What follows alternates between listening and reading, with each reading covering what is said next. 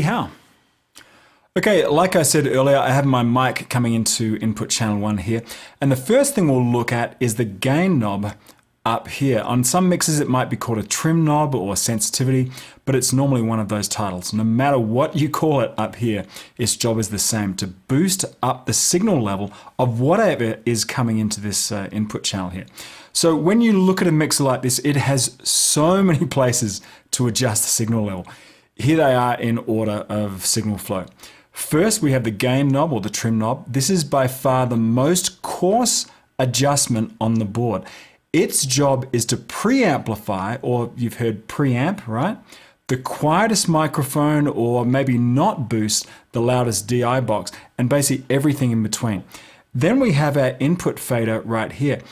Then that input fader goes over to the main fader and then out to the amps and speakers.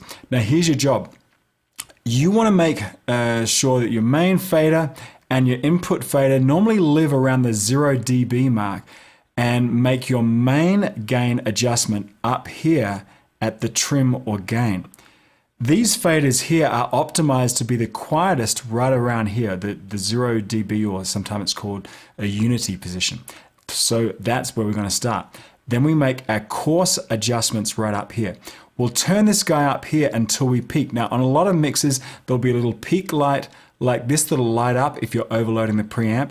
On this mixer you have both that, and then also you can press solo and you can check your levels over here. So let me just check the levels of this microphone here. Hey, hey, hey. And so you can see if I hit this pretty loud, then I'm peaking up here. So I might back that off. Actually, I'm not speaking that loud. If I was a screaming guy in a heavy metal band, then maybe I'd have to back that off. So I think that's about right. And on some mixes, like I said, if you press the solo, then you can see what's going on over here. Hey, hey, hey, I'm averaging around the 0 dB mark. If I'm speaking really loud, it'll go a little bit over that.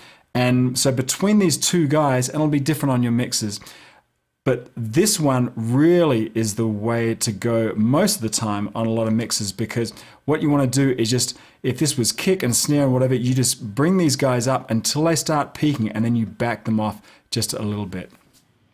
So adjusting the gain of each channel's preamp up here will ensure that each channel's fader can live comfortably at the 0 dB or the unity mark. Then you just make a blend of what you want just by using the faders.